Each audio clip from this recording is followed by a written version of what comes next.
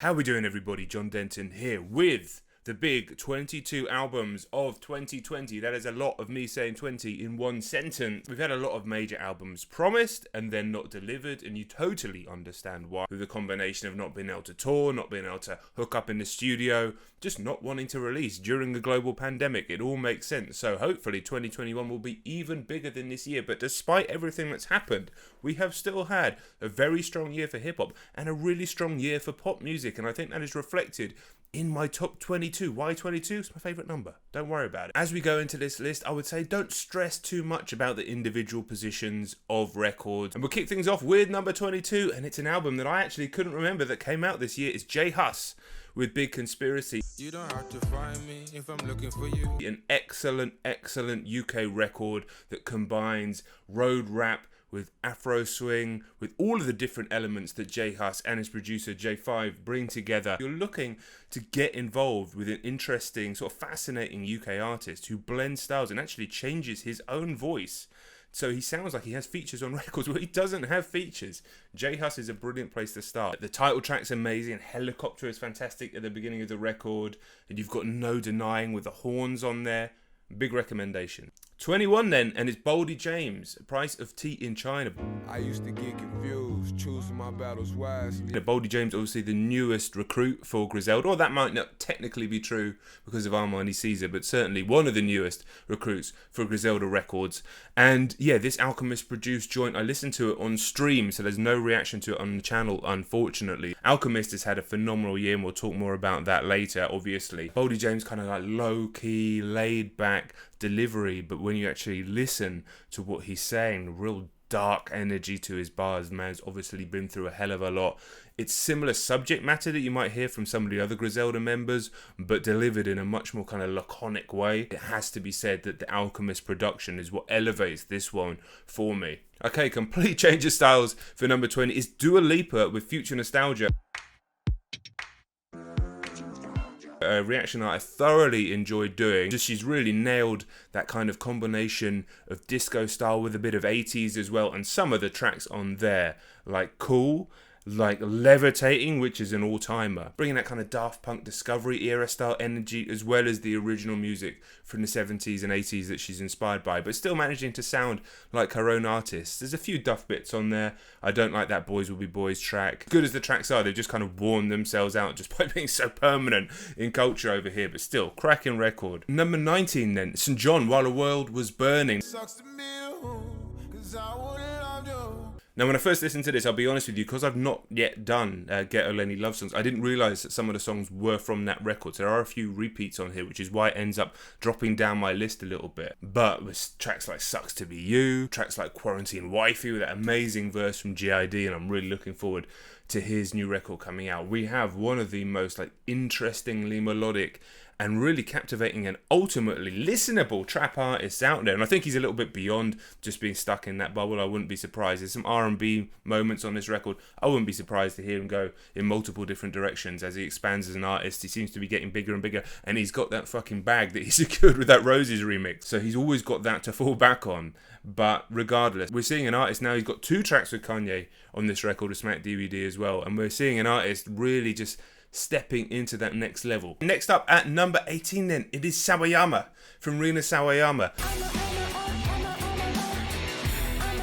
A fascinating record. Listen, I've only just listened to this record. There's a reaction from 10 days ago, even less than that, on the channel. So I haven't really lived with the record as much as I should have and perhaps could have. And if I had, maybe this would be even higher on the list. But just a crazy blending of styles, moving from bubblegum pop to metal to stadium rock to kind of lo-fi indie. Fascinating artist. She has a really good voice, excellent lyricist as well. But what really, really appeals to me, it's just that kind of genre hopping, refusing to be boxed in, and really interesting subject matter about her life as basically somebody who grew up over here in England but has this Japanese heritage, moved over here when she was really young, I do believe, and difficulties with more traditional parents, and It's really interesting, very specific, but I also imagine that would definitely be relatable to plenty of people. But regardless of it not necessarily being relatable to me, she paints the pictures so well when she talks about these subject matters that you do really learn about her as an artist, as a person,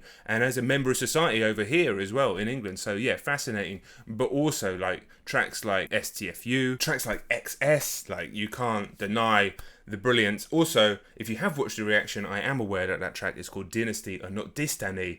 I've got to give a shout out to my editor for messing that one up, but I didn't check it, so it's on me ultimately. Number 17, we're going to rattle through these quickly. Okay, it's Big Sean's Detroit 2. Rap, I'm a street legend. Excellent rap record, Deep Reverence with Nipsey Hussle, fantastic track. Basically bars all the way through, great production all the way through, Hit Boy involved. He's had a fantastic year, just a really enjoyable record, and not every track on here is a hit. I didn't really like the tracks with Jenny Aiko, but regardless, yeah, strong rap record, enjoyable. Then next up, we got Don Toliver's Heaven or Hell. I know you can get comfortable with it. Another record that dropped very early in the year before everything went to shit, but is a thoroughly solid melodic trap record. I don't think he quite gets into the depth of Travis Scott. Obviously, he's Travis Scott's protege, but regardless, if you're looking for an artist, if you're looking for a sound that's similar, but perhaps Don Toliver has like a slightly more expansive melodic range, then you can't really go wrong with this record. It's been a bit forgettable because it came out before, again, the pandemic. And when things come out before the pandemic, it just feels like it's from a different world, especially when they're recent. It's a weird feeling, but it's nothing on the record. It's a great listen. You go back to it, enjoy it in different moods. Perfect for driving in the car, if you're allowed to drive anywhere. Excellent stuff. Okay, number 15, and it's just honestly, I think if I'd listened to this record and spent more time with this album, it would have ended up higher on my list, but that's just the nature of this. I'm not a pitchfork. I'm not trying to meticulously and objectively put everything in a list. Some of it just comes down to I didn't go back to the record enough yet, and that's Deftones, one of my favourite bands of all time, with Ohms.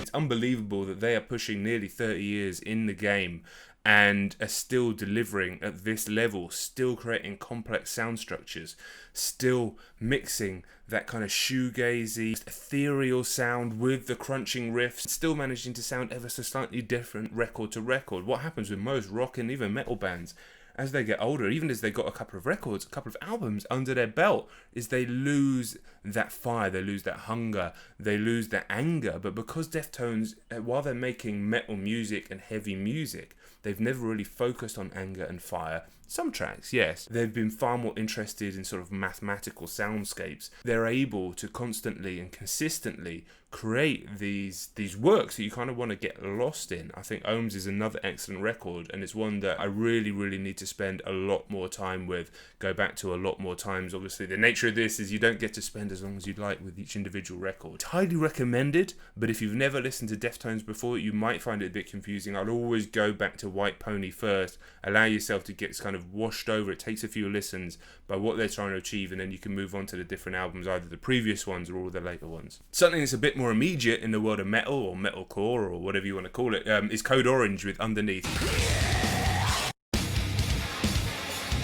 which is an absolutely crunching metal record, one of the best heavy records of the year in my opinion. Absolutely just smashes the shit out of your ears as you listen to it. Thunderous riffs, so many breakdowns, time signature changes, loads of elements of kind of new metal, loads of elements of the sounds that you would hear in WWE about 2002, but then they'll move into kind of like an indie track. Really interesting genre hopping on there. The only thing I don't like on this record is they do this weird thing where occasionally they'll just cut the record out for a second and then come back in. First time I heard it, I was like, oh, that's kind of interesting. But when you just want to get lost in riffs and just lost in that fucking fire, and then it just cuts out for a second and comes back in, it really just, I don't get it.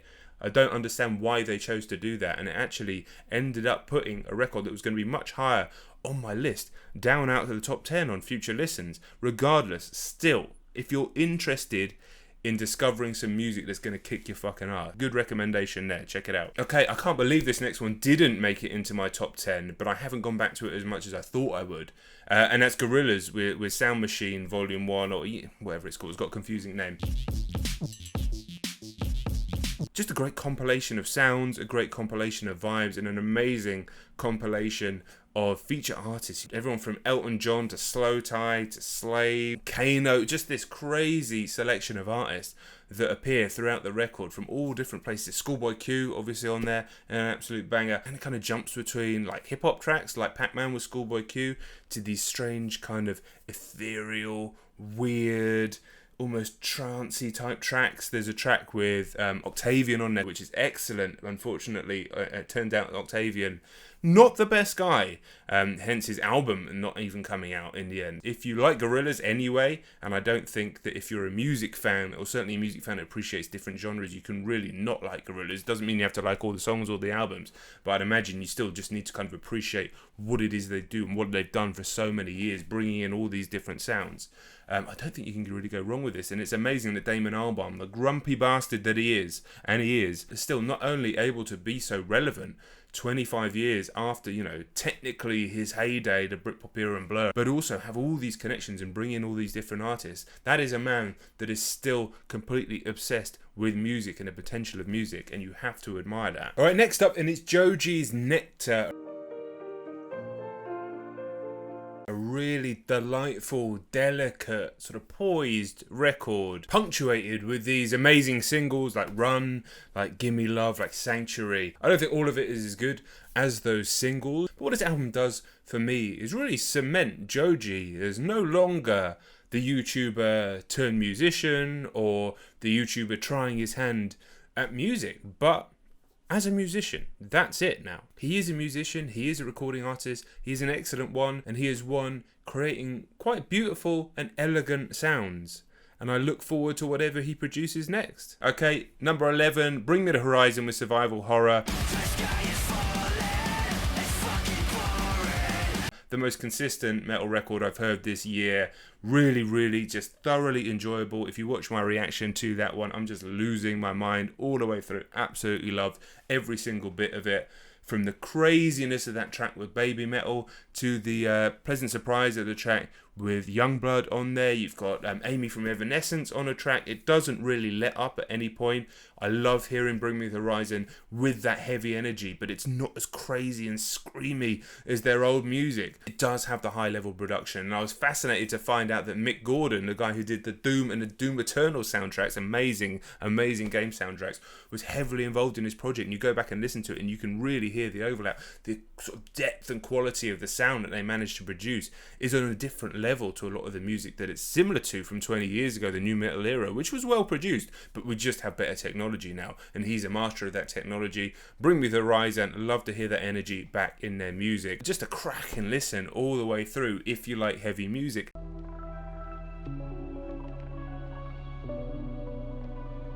Guys, here we go, the top 10 albums of 2020 for me, and I never thought I'd be saying this, but in at number 10 for me, Miley Cyrus of all people with Plastic Hearts. The first 7 tracks on this record might be the most enjoyable 7 tracks I've had listening to music on camera this year. Seriously, absolutely loved it. Her voice has never been in doubt.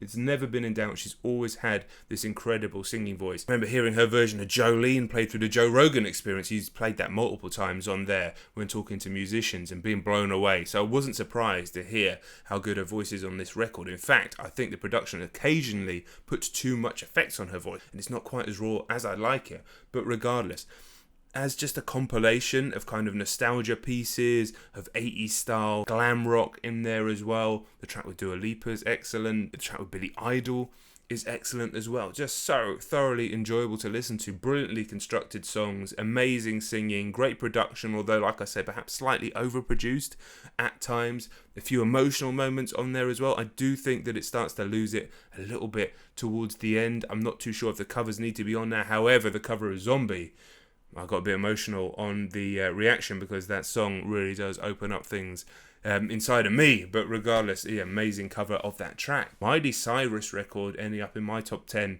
for the year is not something I would have ever predicted, but there's a lot of things in 2020 I wouldn't have predicted. Like, you can't go wrong with those first 7 tracks, one after another, after another, after another. banging, man. So good to listen to. And a complete swerve from Miley Cyrus for number 9, and it is Conway the Machine, From a King to a God. Yeah, all praises due to the Most High. Remain thankful and humble. One I wish I'd done a full reaction to. Ended up doing a stream reaction to this one as well. And what absolute filth from beginning to end. Conway the Machine just delivering slickness after slickness. Those fucking violent bars, those cocaine bars all the way through. Amazing production all the way through as well. You've got that familiar kind of like, what is it, sort of 70 BPM Griselda type production. Those gnawing beats, the nasty low-key synth.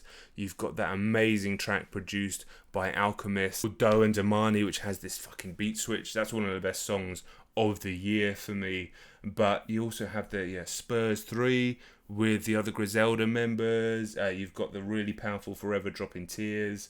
It's just a beast of an album all the way through, and a real showcase for Griselda once again, that they really are now at the forefront pretty much of this type of hip-hop. And I'd imagine, like, I know a lot of people who like that 90s hip-hop, okay, and they've never really listened to much beyond that, not even Kendrick and Cole and stuff like that, but I really think they get a massive kick out of Griselda, and Conway is an easier in. I think he's the second easiest in of the 3. On top of this as well, you've got to give a shout out to Pray for Paris from Westside Gunn, which is a fine record, beautiful, luxurious, nasty hip-hop record. And Conway's own Lulu with Alchemist, which I kind of like put these two together. Okay, I think if this didn't exist, Lulu would probably be number 9 on my list. This is a better record purely because it's more expansive. It feels like more of a moment, but stick Lulu on afterwards and you can't go wrong. Conway, phenomenal artist, man. Okay, my number 8, and I've gone back to this a lot, in fact. It's Tame Impala with Slow Rush. Yeah, it's probably not quite as good as Currents. It's very similar in a lot of ways as well. But there is never going to be a time where I listen to this record and I don't enjoy almost every element of it. You know, we'll talk about another album in a minute that's all about frequencies. Tame Impala and Kevin Parker is the master of frequencies, the master of taking you on these almost like psychedelic journeys into his spirit, into his essence, with these beats that get under your skin, with these synths, with these guitars, with his use of his voice, repetition, reverb, echo. Like, he is a master. He does stuff that other people just simply cannot do. I don't think the album does itself huge favours with the track One More Year at the beginning, which is extremely repetitive and kind of like offsets you a little bit as you go into it. But when you move into Posthumous Forgiveness, Borderline, Lost in Yesterday, which is a masterpiece of a track, and then you understand when you get to One More Hour at the end why One More Year is at the beginning, and the album starts to make more sense as you give it more time. Then, okay, you understand why. So like I say, I don't think it did itself any huge favours with that, but it also makes sense in terms of album sequencing. Is this as good as Currents? Probably not, honestly, but I don't think it matters. Another sort of immaculate piece of work from Kevin Parker from Tame Impala. Love it. I will listen to this at any point, in any mood, any time of the day, and enjoy it. Okay, number 7, and the reason I delayed this video, in fact, and it's Kid Cudi's Man on the Moon 3, another record I've not spent as much time with as I would like. Because obviously it just came out. But irrespective, it really delivered for me exactly what I wanted, which was to be taken on kind of a trip. That's what Cudi's music does to me. Listen, I haven't lived with Cudi's music in the same way that a lot of his fans have. The original Man on the Moon and the second one are responsible for... And the amount of people that say Kid Cudi saved their lives, like, you know, that is fucking real. Okay? So while I've become more of a Kid Cudi fan in the last couple of years, realistically, I still had high expectations for this record. And I think for the most part, it absolutely delivered. Do I think for the type of Kid Cudi that I really want... Is Man on the Moon 3 on the level of Passion, Pain and Demon Slaying? I'm not sure, but I need to spend more time with it. That album took me on a trip. That the Andre Benjamin features on that album are fucking incredible. But regardless, Man on the Moon 3 starts in this kind of slightly heavier, trappier lane. You move through the more psychedelic tracks. You have the stunning Mr. Solo Dolo Part 3, which is, I think, where the album really starts to take hold. And then The Void, for me, really spoke to me. Absolutely love that track. Felt like that was a sequel to Reborn from Kids See Ghosts. and then you can just loop the album over and over and over again, and it just constantly delivered for me. Is it at the level of Man on the Moon 1? The thing is, with stuff like that, it's just all about time and place in music. I mean, trying to compare things from now, and it's almost pointless. Like, where were you 11 years ago? What were you doing in your life? Where were you when you first heard it? Like, there's too many mitigating factors. Being objective in reviews is almost impossible anyway. Being objective in music reviews is basically pointless, because you can listen to the same record in a different mood or a different time of day in the same day and have a completely different response. So for me, Kid Cudi's Man on the Moon 3 absolutely delivered what I wanted. I'm looking forward, we didn't get a chance to do it, but I'm looking forward to doing a listening party on Twitch with you guys for that one as well, because I think that will help elevate the record, just having that connection. Even through the chat, if you've been in there, you know it does elevate these records to a different level. Okay, and then just missing out on the top 5. Again, not an artist I was expecting to be in my top 10, and certainly not an artist I was expecting to be in my top 6. And I'm doing a 2-for-1 here, which is a little bit rude, but it's Taylor Swift with Folklore and Evermore. Now, both of these records are probably top 10 of the year, but I decided just to put them together because they'd both probably be hovering around this part. I don't think either of them would have jumped into my top 5. So let's just stick them together. Who cares? There's no rules for this shit, is there? Just gorgeous, beautiful, autumnal, wintry, perfectly constructed, perfectly put together, perfectly produced, kind of like this somber pop music from what turns out, and I didn't know, and you guys know, the Swifties knew, but I didn't know, an amazing songwriter. And then she's working with Aaron Dessner from the National Band that I love, working with Justin Vernon, Bon Iver, working with just like high caliber artists who make music in this space and just creating this mood all the way through. You have Exile with Bon Iver on Folklore, and Cardigan, which was actually a big hit on the radio. On the new record, you have the fucking emotional juggernaut that is Marjorie. You have the gorgeous Champagne Problems. Like, so good to listen to. Listen, I like music like this. I always have done. My favourite artist of all time is Elliott Smith, and still nobody has been able to touch him. And yes, there are records I haven't heard this year, by the way. Phoebe Bridgers being one of them, Fiona Apple being one of them, Lil Baby being one of them, although not so necessarily relevant when talking about Taylor Swift. But forgive me, I haven't listened to everything. I'm not Pitchfork, right? I will intend to listen to those albums. But I was blown away when I first heard Folklore, because I was not expecting Taylor Swift, an artist who I associated with perfectly pleasant pop songs, Shake It Off, etc., with that type of music. And that's on me, just from not knowing enough. But then to follow it up a few months later with an equally excellent record in Evermore, with the same collaborators, delivering some fantastic, emotionally heavy, emotionally powerful songs as well. You have to give Taylor Swift the utmost credit in the world. 2 full records of that caliber. And I guess now I'm a Taylor Swift fan. And you know what? I wasn't expecting it, but I love that fact. Alright, here we go. Top 5 time. Top 5. Number 5, Benny the Butcher, Burden of Proof. In another year, I think this would have been Rap Album of the Year, but it doesn't quite make it this year, and we'll find out later why. But you talk about a moment. You talk about an artist arriving. You talk about an artist delivering the next level of the game. I think Burden of Proof throughout with the incredible Hit Boy production. Like I said, it's between Alchemist and Hit Boy for Producer of the Year for me, but you could easily give it to Hit Boy. You just have a fantastic record from front to back, and one that actually feels like an album. It's almost telling a story. It's telling a story of his arrival. It's telling a story of his pain. You know, the stuff that he's been through, like in Trade It All, talking about losing his brother. But you have tracks like Sly Green with the fucking outrageous beat. You have One Way Flight with Freddie Gibbs, which again, outrageous beat, confidence, slick lines, humour, bars.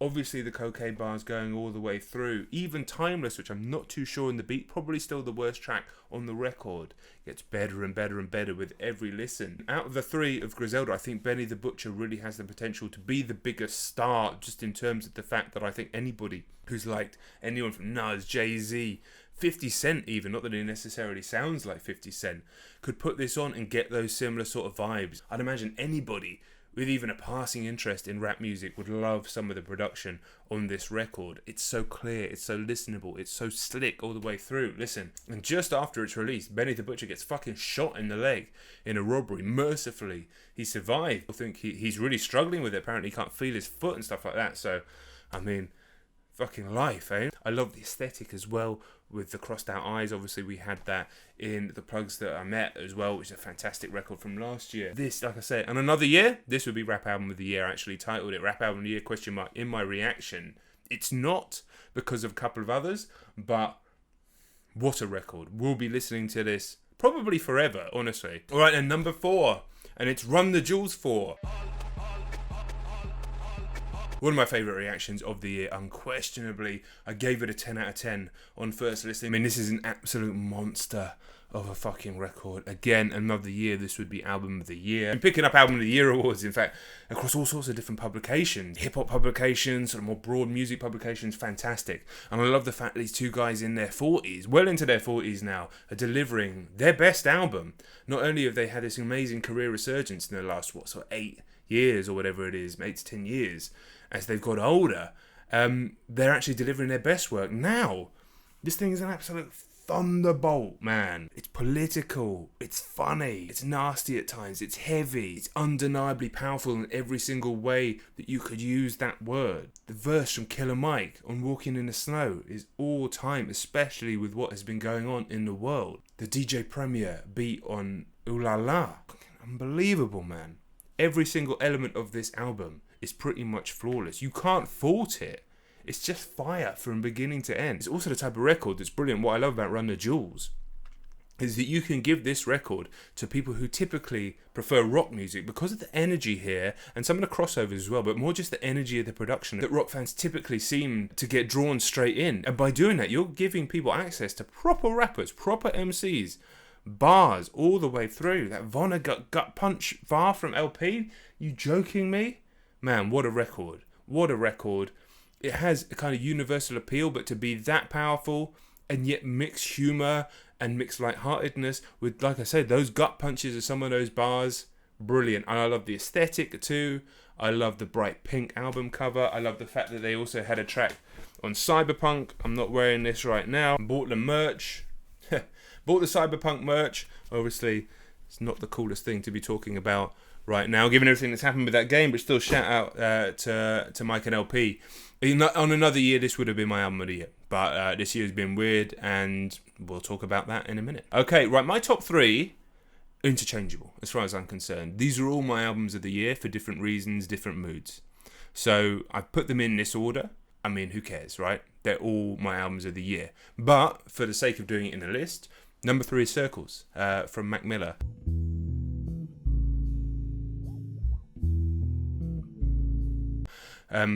Just gorgeous, isn't it? Just absolutely gorgeous. Without a doubt, the most immaculately produced, immaculately tasteful posthumous release I've ever heard in my life. I mean, you might be able to tell me of another one. Not only that, and so many of those things are cash grabs, or they feel cynical, or they're just pulling out these B-sides or demos that were never really supposed to come out. This, though, feels like a complete album, just finished off by John Bryan, but almost all perfectly put into place by Mac Miller, and just sort of showcasing his evolution from an excellent technical rapper, somebody who's obviously had his demons, into a broader musician. There is some rap on here, but for the most part, this is kind of almost an indie album. Just sort of almost a singer-songwriter type of thing. Obviously, the Good News video is an emotional fucking uppercut. Man, like, there's a reason that I'm there on camera bawling my eyes out to that thing, but I can't imagine anybody watching it and not finding that emotional. And that kind of set up what this record ended up being, as well pitched and as sort of perfect as that video is and that song. That just permeates through the whole record. Oh man, just tracks like Hand Me Downs, tracks like Surf. Do I think that this record is as good as Swimming for 2 albums of similar styles and vibes? I don't know, probably not, but considering that Mac wasn't even here for this album being put out, I love the fact, and I hate this fact at the same time, I love the fact that we were hearing Mac Miller become this much broader musician, really finding his voice as a singer, but also finding his voice as an instrumentalist. piano, bass, all these sorts of different things. And I think that after this album, we would have probably got something even more magical, something that brought all of these influences and maybe brought the rap back a little bit more. But obviously, unfortunately, and what I hate about it is we're never going to be able to hear that. And that's the real tragedy of this record. And it's impossible to listen to this. I mean, it's a melancholy record anyway, but it's impossible to listen to this record without that sadness, without that melancholy. And it's honestly why I don't go back to it too often, because it does put me in a certain state of mind, in a certain frame of mind. I'm sure it does for a lot of people. Also, as a kind of an amazingly poignant goodbye for Max fans, people who have been with him for all of these years, 10 years or so. I mean, it's so amazing that as tragic as everything that happened and as tragic as his passing is, the fact that these fans do have this goodbye kind of letter from him. There's a magic and a tragedy to that really does seem to kind of sum up Mac's personality and, the connection he did have with his fans and seemingly the connection he had with everybody around him. I mean, if you ever heard anybody, apart from Goldlink, say anything bad about this guy, like he has all of these amazing connections, all of these people that just have nothing but love for this man. And I think that really comes through in this record. So, yeah, a magical record. Just an honour to even be able to listen to it. And, shout out to everybody involved in putting something so tasteful together after his passing. Okay, then, top 2 time. It's Alfredo at number 2. Freddie Gibbs, Alchemist. My favourite rap record of 2020. I love this fucking record, man. I absolutely love this record. It is so immaculately produced. And the combination of Alchemist's kind of luxurious sample-driven beats with Freddie Gibbs' filth as an MC. But they kind of complement each other because then Alchemist will go into slightly more filth with his production, while as Freddie will speak with more luxury, more humour. I just think they're just a match made in heaven, these two. They should be making music together. And as amazing as Gibbs and Madlib are, the consistency and the thematic and aesthetic consistency that you get through Alfredo, for me, put it on a level above even Bandana and Pinata, I think. Maybe it doesn't quite hit some of the highs of those records, but it's just so consistent all the way through. It's one of those things where every single bar, every single note, every single element, every snare hit, every single little vocal stab, everything sounds so perfect that you feel it must have taken them years and years and years and years to make. But no, this is just what happens when you combine two masters of their craft. An alchemist who is clearly a perfectionist in building these things, but can just kind of like zoom off into a different world to create these soundscapes. But also do that with like minimalism. He doesn't create these huge walls of sound. He does it in a minimalistic way, but they impact so much. And then Gibbs, who's just got years and years and years of experience at the highest level, not necessarily being infected by all sorts of different things. When you get to the highest level of anything, you have so many people pulling you in different directions, whether it's sport, music, film, whatever it is. And Gibbs has been operating at the highest level without anybody really pulling him in all those different directions, I don't think. And he's developed a personality as well, as we know from his Instagram story, of really not giving a fuck. And now, as he gets finally his due into being one of the best rappers around and considered that, I don't think he's going to put up with anybody pulling him in different directions, which is why he can be so honest and raw on these records and still mix it with the humour, with the slick bars, and just his cadence in his flow and the way it matches with those beats is amazing. And you only get that sometimes when you're that masterful. It actually doesn't take you that long to produce the brilliance, because you can tune into that frequency, you can tune into that flow state quite quickly. That feels like what has happened on Alfredo. Also, I love the marketing behind this record, the fact they're still doing new merch drops for it. That is how to make money music in 2020. If you don't have the fucking machine of machines behind you, you put your music out there, the fans want to listen to it, different people will listen to it, they don't have to pay anything. But you can scale up a merch situation all the way up to perhaps things to do with concerts, which you can't do, but also like high level merch. And some people who really want to will pay for that, and that pays for it's called the curve. We can talk about it another time. Other artists should use Alfredo as an example, and it helps that Alfredo is so amazing that every time he brings it up, you're like, yeah, this is probably the best rap record of 2020. But still, regardless, those merch drops around records are crucial. with the way this industry is going. All right, finally, it's number one. I think you know what it is. I think everybody knows what it is. It is, of course, The Weeknd, After Hours. And this had to be number one for multiple reasons. The main one being is that it's a fucking amazing album, and that was cemented for me when we did the F the Grammy stream and we did the listening party, and it just gave all of those songs new life. But when you've got an album that has faith on it, when you've got an album that has Blinding Lights on it, how is a song that overplayed still sound good? I don't even know. The title track, Save Your Tears, all these amazing songs all the way throughout. Snow Child, do you know what I mean? The deluxe was excellent as well. But also beyond that, beyond it just being a fantastic record from arguably the best artists on the planet right now, the best pop artist, the best R&B artist, whatever you want to call The Weeknd, this is my list. And this album means a lot to me, you know. I did this reaction pretty much as this fucking craziness happened in 2020, listening directly with you guys after the EXO fanbase brought this channel, after a crazy period for me as a reactor, as a YouTuber with the previous channel. And you know, if you've been around, you know, brought my channel to a completely different level. And then After Hours dropped and this music came out, which seemed to be like just gifts. The album reaction to this album, now my biggest video. And so unsurprisingly, because life doesn't live in a bubble, well, you know, for want of different words, but everything has meaning for different people at different times, right? This album takes on a different meaning for me because of those reasons as well. You know, there's an argument that this album for me has allowed me, in part, to even be a full-time YouTuber. And that means a lot to me as well. But taking that all out of it, again, it's a gorgeously textured record. Obviously, the vocals are amazing. We know that that's always going to happen. There's never going to be a Weeknd song that's put out where the vocals aren't amazing, right?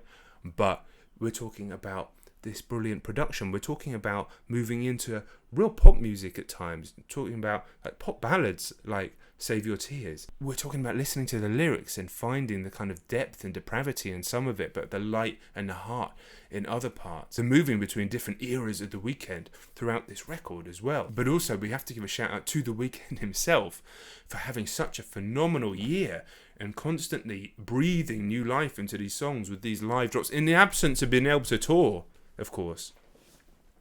With these live songs, with the videos that he put out, just constantly breathing new life, creating this aesthetic with the red suit and the shades and the Vegas aesthetic, which I'm sure he'll move on to a new aesthetic now. He's given his fan base so much to enjoy throughout the year. Despite the album coming out in March, we're still getting live versions of these songs which change it a little bit. Listen, if you're not a Weeknd fan, I don't know what you're listening to, but if you're not a Weeknd fan, you don't care about any of that stuff.